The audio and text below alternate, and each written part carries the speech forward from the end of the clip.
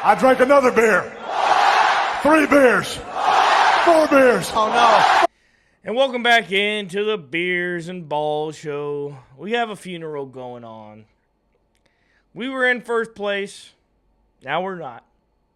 I'm joined by the greatest co-host in the business, Drew. Drew, how the hell is your Sunday going? It started out great and quickly went downhill. How about yours? The same. Exactly the same. I was at halftime, I was feeling good. Mm-hmm. Even coming out of halftime, I was feeling great. Yep, I feel that.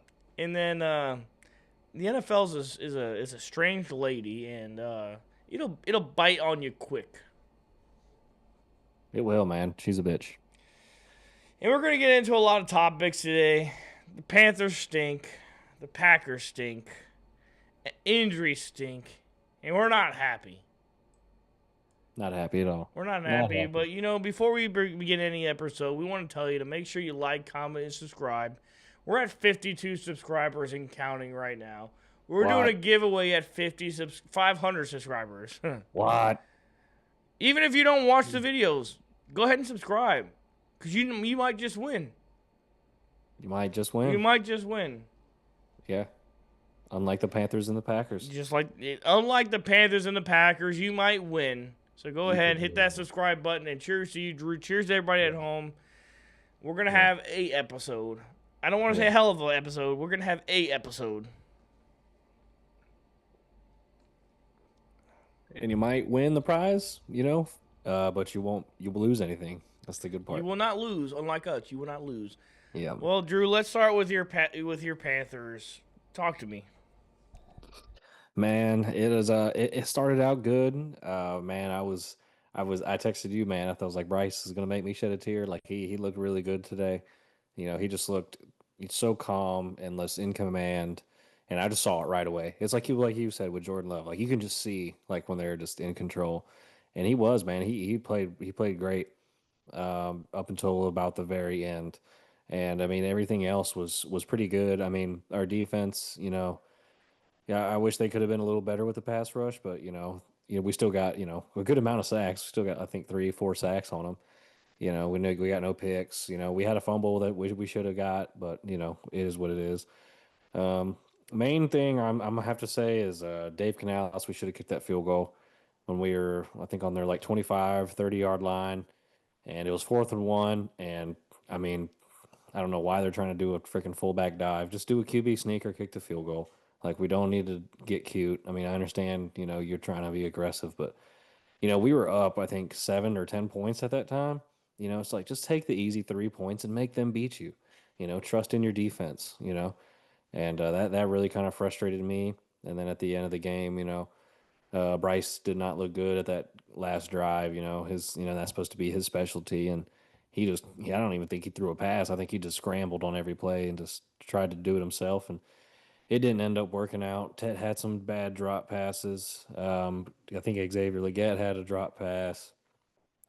I mean, just it's kind of all around a little bit of messes. Just and the main thing, man, the refs need to just calm down and take themselves out of the game. There is I was even getting upset. Like they were calling penalties on the Saints like every play, and I was starting to get mad. I was like, can we just play football, please?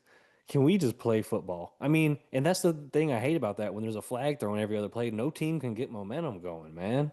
It's like now, like both teams are stuck in this like neutral kind of position, and honestly it was kind of a boring game up until the end, and I think that was a big reason for it. So the refs were just, I mean, even though New Orleans had more penalties than us, man, it was just exhausting. I mean, it was just nonstop.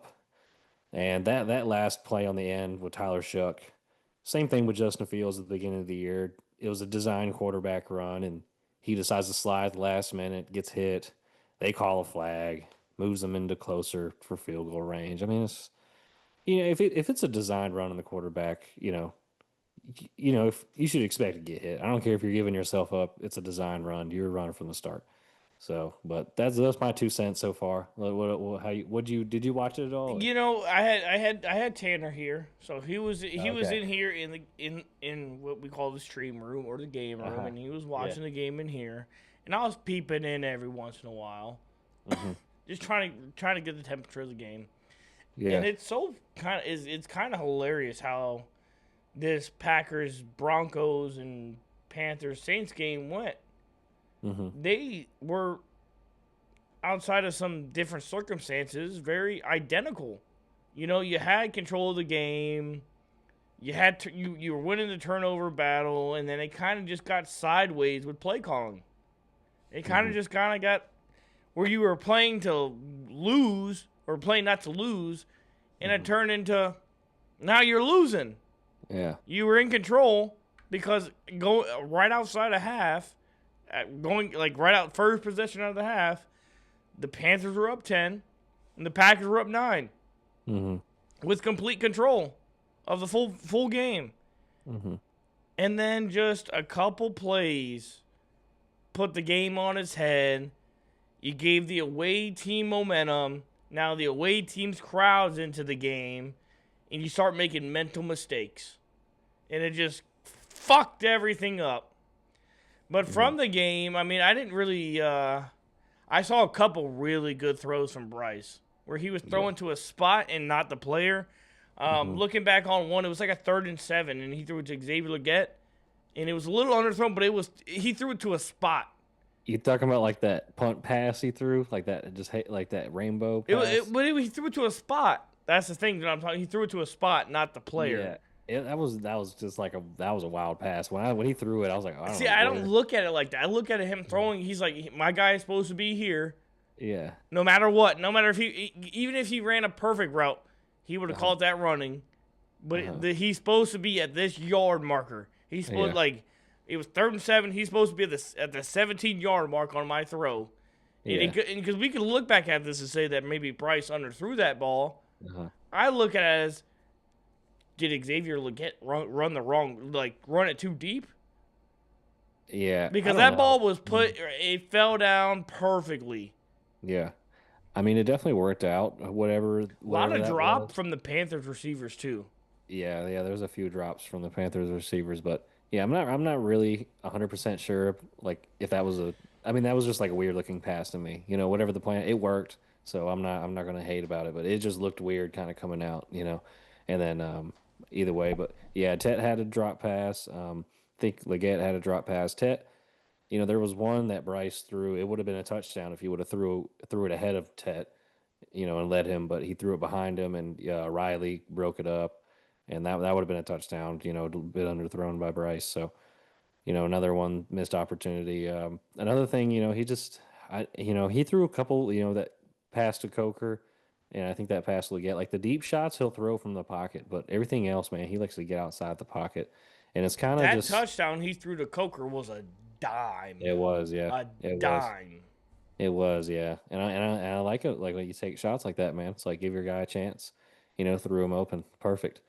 But you know, I just still kind of what I was saying. You know, he didn't throw deep over the middle. You know, no really middle throws really, other than like quick comeback routes. And you know, he didn't stay in the pocket long. Or when he is in the pocket, like he doesn't get it out quick like downfield. Like he's got to get outside the pocket. So, you know, I mean, he looked good today, but still, you know, just those question marks. Because, you know, watching Tyler Shook on the other side, you know, he's your prototypical, like, just standing to beat you in the pocket kind of quarterback, and he balled out today. I mean, I think the Saints might have found them a little gem right there in Tyler Shook. But, you know, he balled out, and Bryce played good, but, you know, still outplayed by Tyler Shook two times this year. You know, it's pretty wild. Yeah, and you know, we talked about this a lot earlier in the week about who the running back's going to be, and it, you know, Rico got his touchdown, but I don't know if there was a bigger play than on that screen pass to Chuba that got him, you know, what, almost 20 yards on that screen pass. That should have been a throwaway play.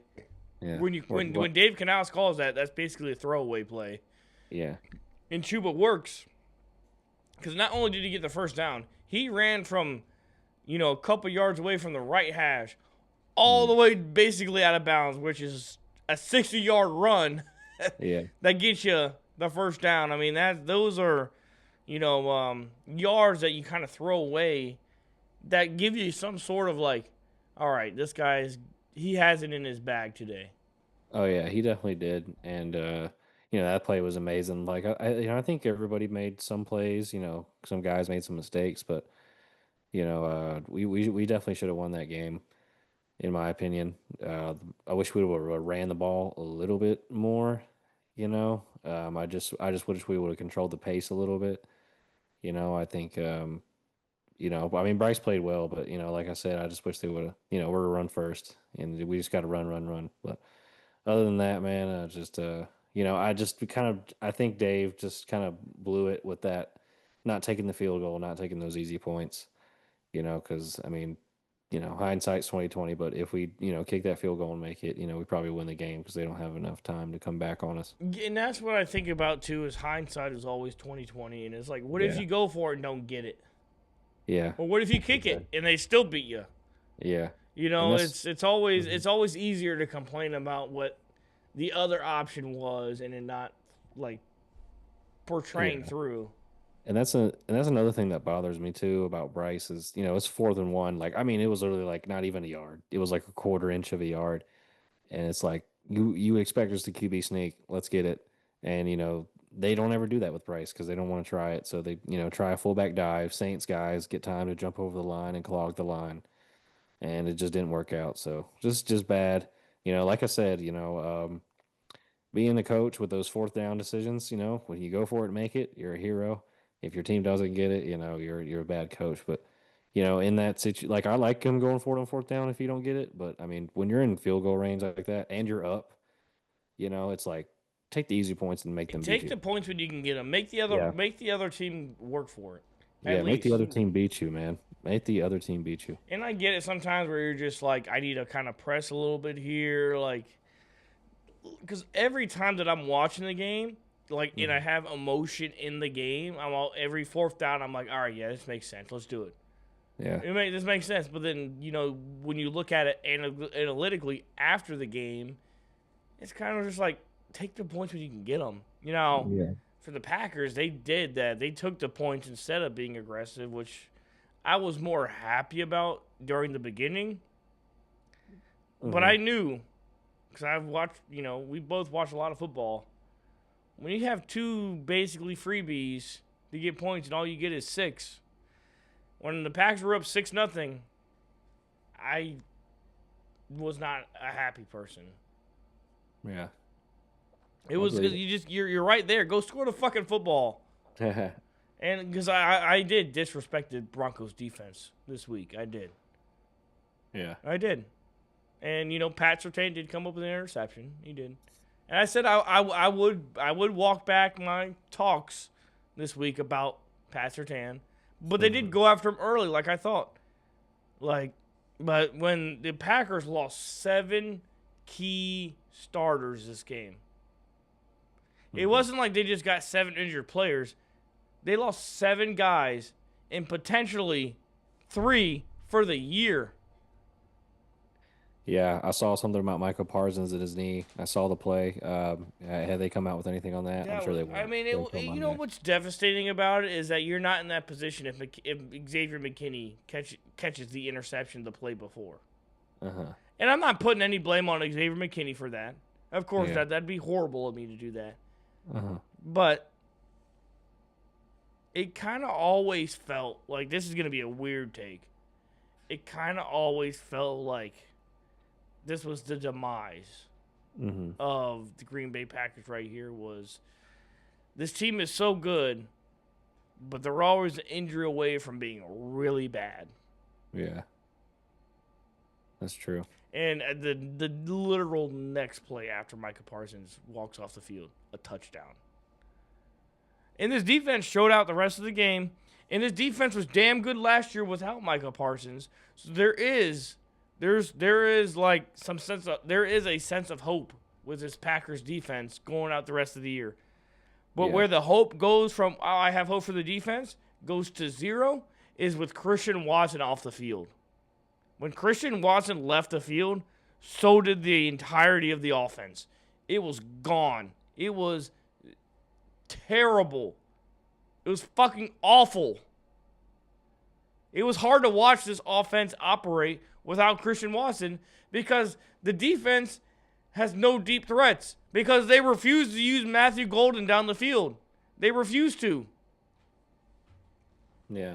I mean, how much of the game? Because the Broncos scored 36 points. I looked at the stat line. Bo Nix had a hell of a day. He played the game of his life. And congrats Yeah. to him. I don't want to take anything away from Bo Nix. Bo Nix played a damn near perfect game. He Yeah. made 0 mistakes. Now, he could have made a couple of mistakes if the Packers defensive backs decided to catch the ball. Yeah. How many interceptions you Four. said they dropped? 4. 4 dropped interceptions. That's just reminds me of the Eagles game. Against the Eagles, they dropped so many passes. Against the Browns, dropped so many interceptions. There is a pipeline for this team to be good. But when you're missing Tucker Kraft, you don't know the availability of Zach Tom, your right tackle. You don't know the availability of Christian Watson, your best receiver. Josh Jacobs is beat up. And the list goes. Evan Williams, the starting safety, did not return to the game. There's a lot of question marks. There's a lot, and it's hard to ingest right after the game on where the future of this team goes, because it's not like it's week 5 and you can take all these injuries in and see the future. It's week 14. You got 3 more games. And no matter the significance of an injury, you're probably not seeing that player until the playoffs, if you even make it. Because now the Packers just flipped back with the Bears. Bears are back in the 2 seed. Packers are at the 7 seed. And they meet on a short week on a Saturday night. It's not ideal. It's not. But Jordan Love, he played a great game. He threw 2 interceptions. You know, his that second one was like, yeah, all right, you force it. I get it. That first one was a play call, a little bit of an underthrown, but like they weren't bad interceptions by any means. They weren't bad. I guess you can call that his first interception a bad one because it ended in points. A better ball, and Christian Watson catches that and walks in the end zone. A bad ball, which was an underthrown ball, ends in a Christian Watson injury. I thought it was a collarbone at first. It's not a collarbone. It's a chest injury. That's the good news. He can probably come back from a chest injury. If we get Christian Watson back, I feel a little bit different about this team. Yeah, I remember when he came back, you made a video about it and just, how big of a threat he is, especially downfield. So that's definitely a hurt, you guys have a deep receiving core, though. Hopefully y'all can figure it out. But they're deep, but they're not deep like Christian Watson is, because there's nobody on the defense that can run with him. When he got hurt, he had a full step on Passertan, the best corner in the league. He had a full step on. A little bit better of a throw, and that's a touchdown. It's an 80-yard touchdown if it's a better thrown ball. But it's not that great of a ball. Probably still catchable, maybe in like different universes. But it's an underthrown ball that ends with an injury that derails this entire offense. Yeah, that's rough, man. What other? So who are you giving the game ball to, if any? Number 8, Josh Jacobs. He had a 40-yard touchdown run, and then he absolutely mossed Dre Greenlaw on a wheel route on a big 3rd down for the first touchdown of the game. And it was fucking amazing. It was one of those games where I was like, it doesn't matter. The Packers are playing so good, where we're getting Josh Jacobs receiving touchdowns. We're this good right now. Like, it was all like it was Super Bowl or nothing going into the half. The way this Packers offense was rolling, Jordan Love had his career high in first yard passing yards with like 215. He ended with 270. He had 215 at the half and got like 40 or 50 yards in the second half. It is all because there was no Christian Watson. Which it shouldn't be like that, though. You would think it shouldn't be like that. That's like college shit right there. Yeah. Yeah, definitely. This football, NFL, late in season injuries are going to happen. There was, You got to but the have thing is, Max went out. so many premier players went down today. I mean, Hmm. Pat Mahomes went down with a torn ACL. Micah Parsons now with a torn ACL. And Devontae Adams got hurt. Puka Nakua got hurt. I don't know the extent of their injuries, but a lot of dudes got hurt today. And you know what the thing I came to is that these guys today that are playing, they're like, it seems to be like they're too athletic for their bodies. You know, they're just too athletic for their own selves. Well, yeah, and the fact, just a long season, especially practices and stuff, your body just gets beat up. And this Micah Parson injury, it doesn't just affect these next potential 3 weeks and longer in the playoffs if they make it. It's next year too. We're Hmm. looking at like him coming back at like week 5 of next year. It's not like oh well he's done at least for this year. He's done for the first quarter of next year too. At best, the first 4 games. At best. Hmm. Yeah. Just think if it's only an ACL, only if maybe we got some MCL in there. To me, I don't know if it's been confirmed yet. It didn't look all the way like an MCL or ACL, but I don't know. We'll know more tomorrow if it's not already confirmed by now. It just sucks because that guy works his fucking ass off. I don't see another NFL player working as hard as he does, and the effort that he gives and the love that he gives to this game Hmm. to get this. But every great player goes through this. You know, there isn't. I don't know if you can name a player, a great player, that hasn't had an ACL tear. It's hard to find, or a leg injury, or like a debilitating season-ending injury. Hmm. It's hard to find. Yeah, man. This everybody needs to start wearing knee braces. So where do we go from here then, Drew? Now we're both back at the bottom of the barrel. I wouldn't say the bottom of the barrel. I mean, this is one of I those. know because we both had everything in front of us. We controlled our destinies. We just Yeah. needed to win today and a win next week, and we're in. Yep. Road got tougher. Yeah, a lot tougher. And now the momentum has just drained away as well. All that momentum we built up. Yeah, and You know. it helped the Lions lost. It helped the Packers today that the Lions lost. So now, if the Packers win next week, they clinch the playoffs with a win next week. I believe next week they clinch a playoff spot. Yeah, and another thing, everyone has talked about, Bryce Young's clutch gene or whatever, how he's so clutch, and I'll give it to him. He has been before, but I said it, this game really matters. This is a big game. He knows that. The whole team knows that. The whole world knows that. And that game winning drive, man, that was the worst drive he had all game. I mean, he just did not look good at all. I mean, he just ran for his life. He didn't even try to throw the ball. I mean, just yeah. So I mean, I just I'm still just it was a great game up until then, and then it's like that's the opposite of Bryce. Bryce usually plays bad and then turns it around at the end of the game. So that was just weird to see, man. It was just weird to see. Yeah, and we're gonna get more into this right after this. All right, Drew. Well, what's your grade on? What do you give a grade on Bryce Young? Has the feeling changed a little bit? Are we more on board with him? How you feeling? I'll give him like a B minus. He That's good. Yeah, yeah. No, he played like I said, he played good today. When he was getting out the pocket, he was making throws. He scrambled probably more than I've seen him scramble all year.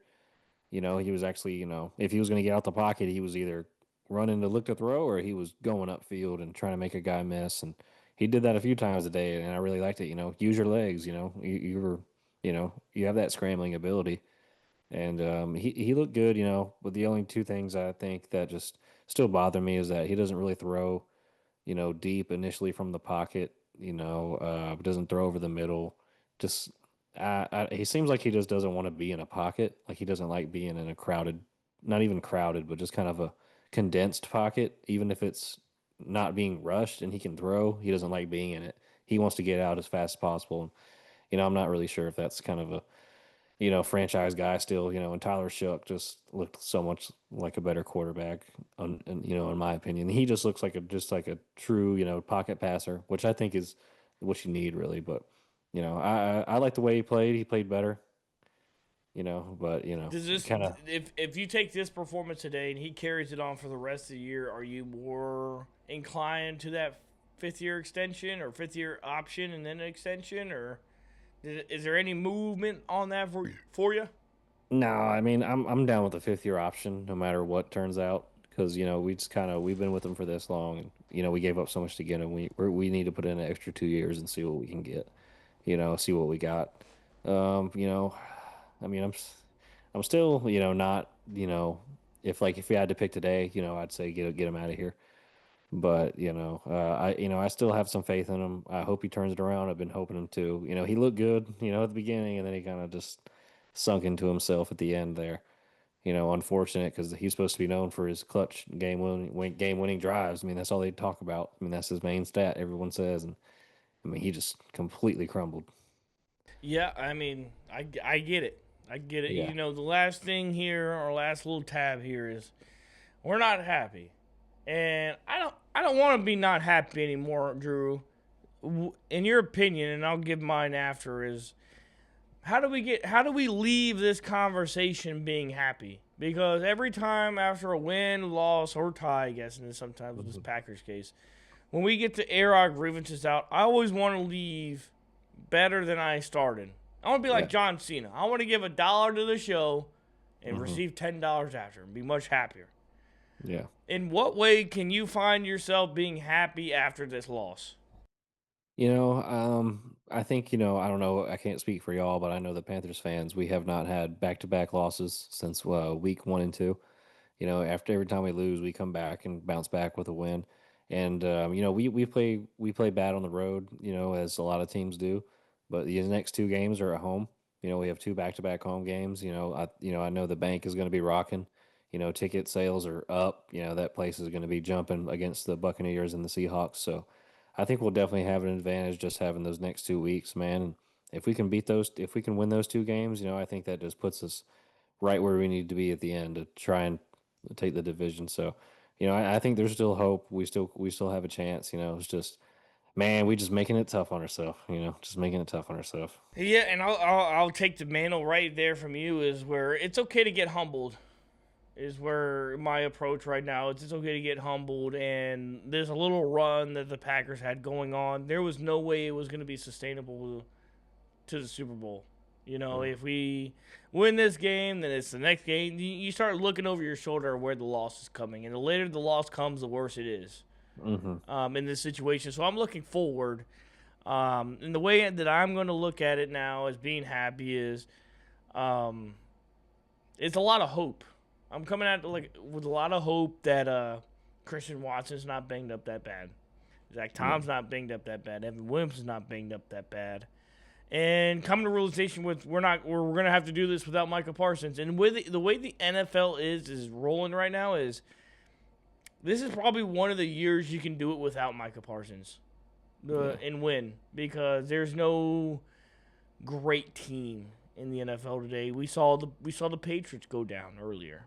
And they all respect and congratulations to the Buccaneers on this win. They deserved it. They played their asses off.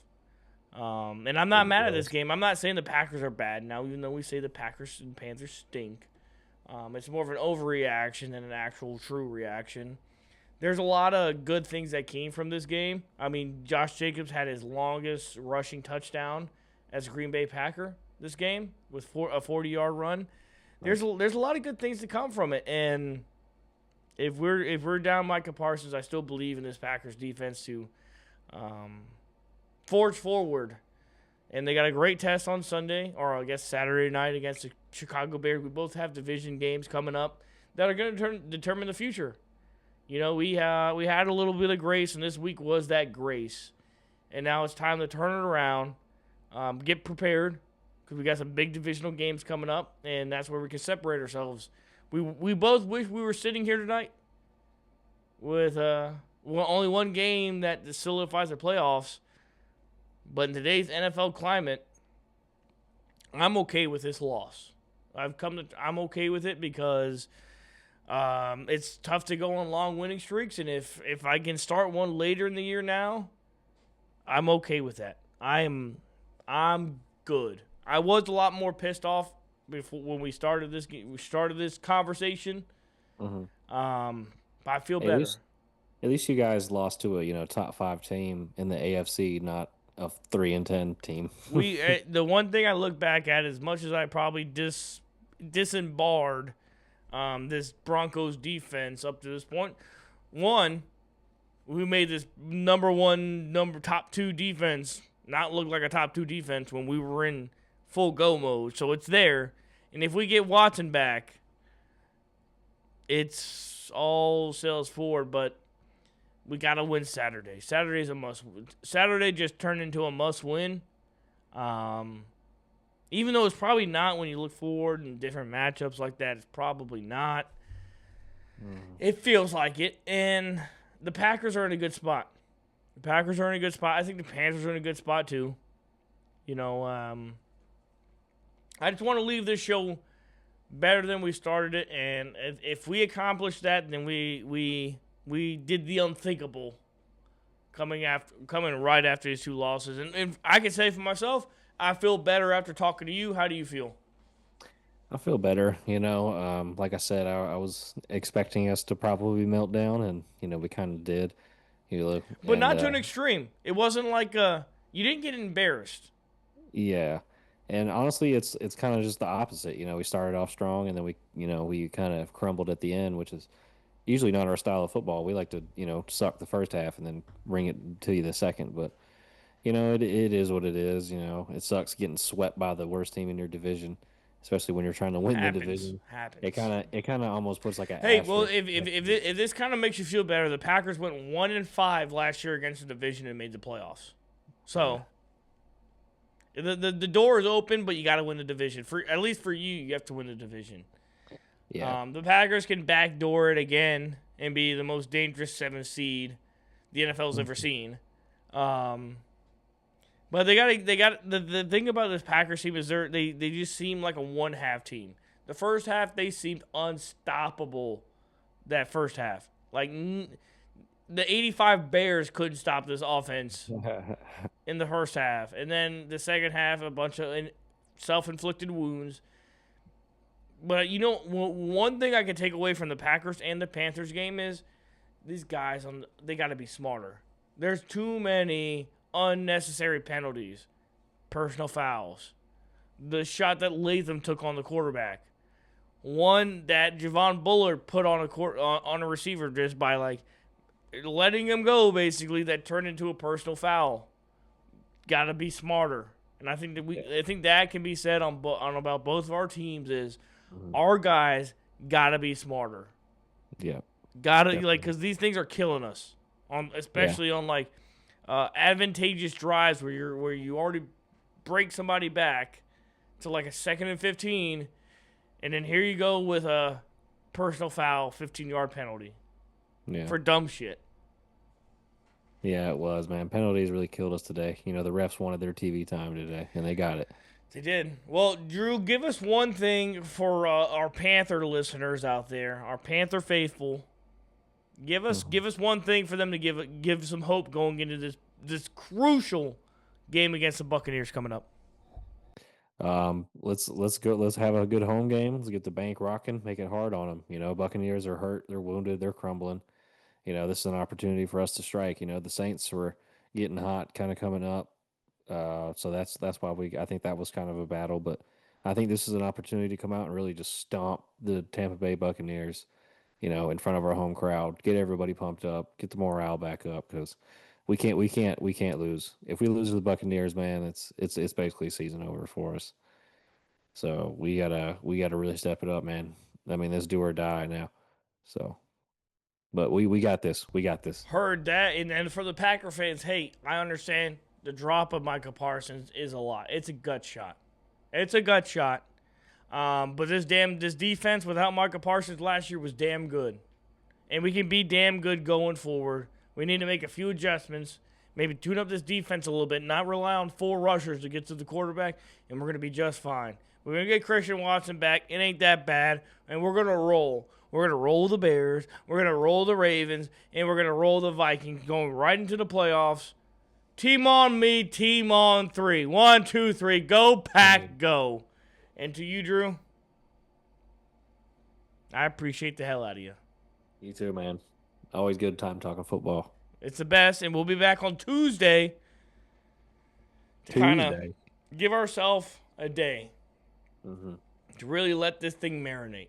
And we'll be back on Tuesday, and we're going to do some film review. We're going to do a Bryce Young and Jordan Love film review of these games. And we're going to talk it out.